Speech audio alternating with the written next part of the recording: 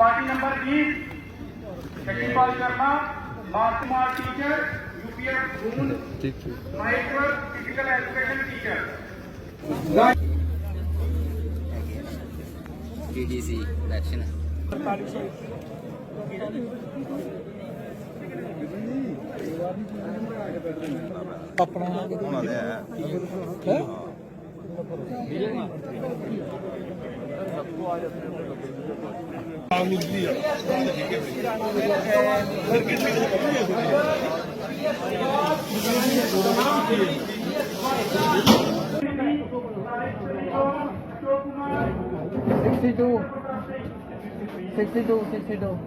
इधर रहिए।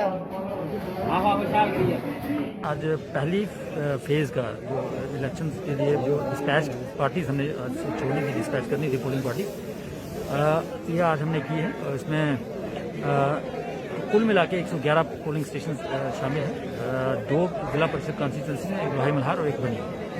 इसमें कुल मिला के हमारे जो इलेक्टर्स हैं 47,000 के लगभग इलेक्टर्स हैं। इसमें 25,000 से ज़्यादा मेल्स हैं और 22,000 के लगभग हमारी फीमेल इलेक्टर्स हैं। कुल मिला के जो हमने व्हीकल्स यहाँ से रवाना की है वो 98 व्हीकल्स हैं, जिसमें 10 बड़ी बसेस हैं, 86 22 सीटर्स हैं और 2 सुमोस हैं। ये इसमें सारी पोलिंग पार्टी आप देख रहे हैं, इसमें 600 के लगभग हमारे पुलिस पर्सनल इसमें शामिल हैं, कंपनीज हैं जो इनके साथ जा रहे हैं। और हर एक पोलिंग स्टेशन के लिए अगर हम 2-2 पुलिस पर्सनल इनके सीआरपीएफ के अलावा माने तो 222 जो हैं वो पुलिस पर्सनल हम लोग उनके जो इनकी बसेस को एस्कॉर्ट करेंगे वो जा रहे हैं।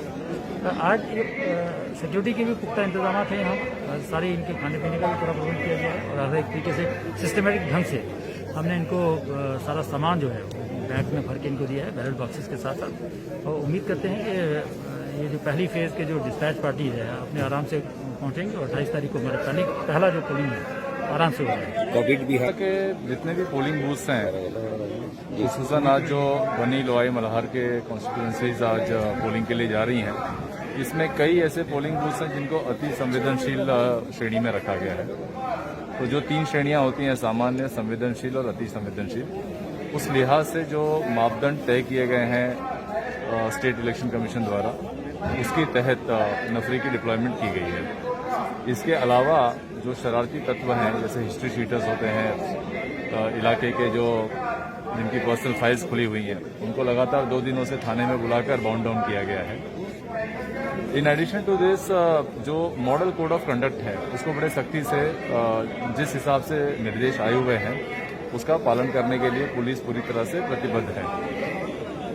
As far as militancy is concerned या टेररिज्म के थ्रू इन चुनाव में खलल डालने की बात है, जैसे कि आप जानते हैं ये एक सीमावर्ती क्षेत्र है और यहाँ से इन्फिल्ट्रेशन की संभावनाएं होती हैं।